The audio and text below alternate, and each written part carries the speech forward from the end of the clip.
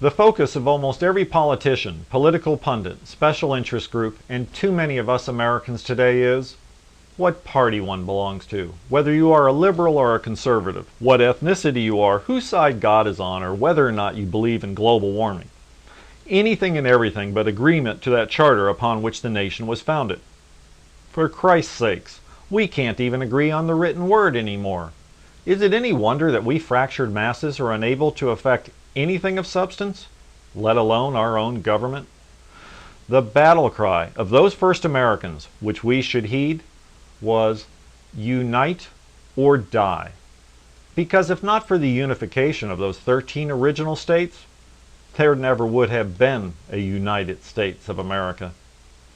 In a republic that affords us citizens some of the greatest liberties known in modern times, the only precept upon which our agreement is absolutely crucial is the citizens' duty to acquaint themselves with and be vigilant for said liberties. What is lost on most of us is that even though our government is sworn to protect our liberties, they are never to be entrusted with them, because they can't be trusted with them. Think of it like giving a dog a bone. When you give the dog the bone, its demeanor is all well and good. But when you reach back for it, that's a whole nother matter.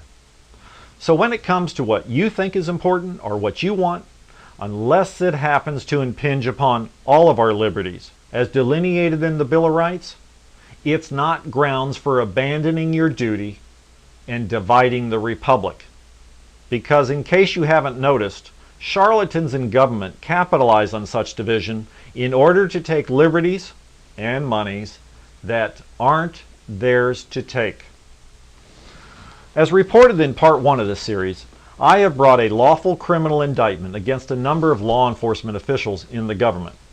I say the government as opposed to our government because given that the Justice Department steadfastly refuses to bring prosecution to this very day, I don't think it's ours any longer. But just to make sure, as promised in the indictment, enemies in war, I have petitioned the Supreme Court for the extraordinary writs of mandamus and prohibition. The writ of mandamus, quite naturally, seeks an order from the court commanding the executive officers of the government to execute their sworn duties and prosecute those named criminals within their ranks. And the writ of prohibition attacks the legitimacy of asset forfeiture, that much maligned unconstitutional law which is essentially a license for government to steal. If the court should grant review and issue these writs, then perhaps we citizens maintain some of our liberties. If not, then clearly we have already lost those only protections upon which our consent to this government was based, our Bill of Rights. Now you may be asking yourself why I've titled this segment The Trial, given that we see no such trial taking place. After all, this can only be a nation of laws if the law applies equally to everyone, right? Well, let's see now. Thus far, the President and the Departments of Treasury, Homeland Security, and Justice, the respondents to my petition, refuse to even respond. Can you imagine?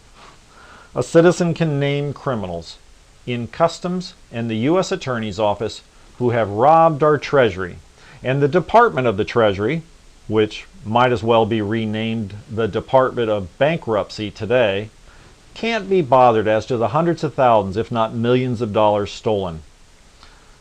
Worse yet, these supposed law enforcement officials were criminally derelict in their duties to protect American lives from a terrorist attack, i.e., September 11th. But Homeland Security, of all departments, seems far more concerned for their security than that of ours. It appears to me that the law doesn't apply to those in government, which means that we are no longer subject to the rule of law in this nation, but rather the rule of men, criminal men. I don't know about you, but I don't pay deference, let alone monies, to frauds. Nevertheless, there is a trial taking place. No, not one in a courtroom. The trial to which I refer is taking place in real time, though, right before our very eyes. But it's not those named defendants in the indictment on trial. Thank you, Mr. Holder. It's we, the people, who are on trial. At this very instant in time, we are charged with ignorance, apathy, division, perhaps dereliction.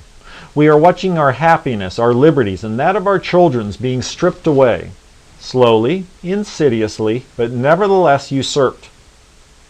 But while the government spends our monies with reckless abandon, we are busy debating the definitions of cruel and unusual punishment. And while the government takes more and more of our liberties by the day, we sit about arguing whether or not cows and pigs contribute to global warming. While history deliberates our verdict, our very future, consider this. How can we, the people of this nation, maintain our freedoms, let alone a government free of criminals, when we won't unite and fight like citizens for what is rightfully ours, our liberties, and our nation? Will the verdict be, united we stand, or divided we fell?